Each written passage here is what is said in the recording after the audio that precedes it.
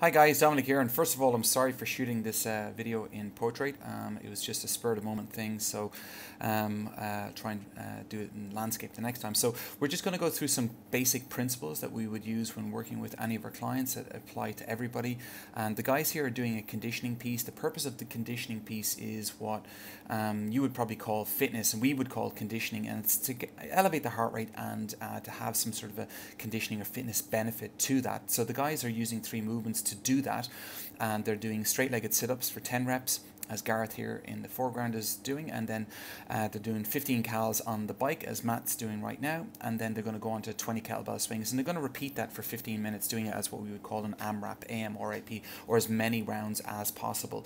And the guys are going to hit around about every 3 minutes, so in the total of 15 they're probably going to hit about 5 sets. But the main principle I want you guys to understand is that before they started this AMRAP, I told them beforehand that this is a 75% effort workout, that of the 3 main sessions they'll do this week, the second session they'll do of the week is the harder session. So this is not a session that they should be pushing hard in. And you'll notice on everything they do, I'm telling them to take it easy, transition slowly, don't be in a rush, because I can already see their heart rate is elevated enough. Some of the guys will have heart rate monitors on, so I'll occasionally ask them what it is, and they're not to be working at too high of a heart rate.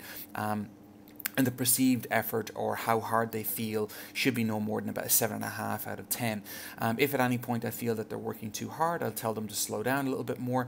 And it's very, very important to kind of have those limitations on your clients, because if your clients feel that they have to be eyeballs out in every single session, it's very difficult for them to go in and motivate themselves to work at that degree or that intensity every single time they work out. Whereas we should give the clients license to be able to go in, go at 75% effort.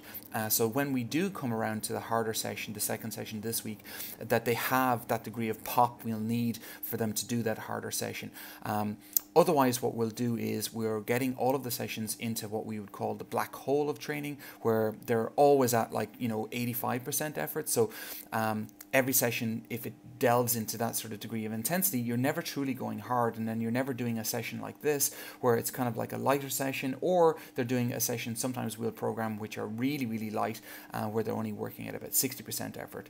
So these are important principles to understand, because what we're really looking for in everybody's training is volume, is to be able to train often. You can't do that if you're killing yourself all the time. Hope that helps, and all the best.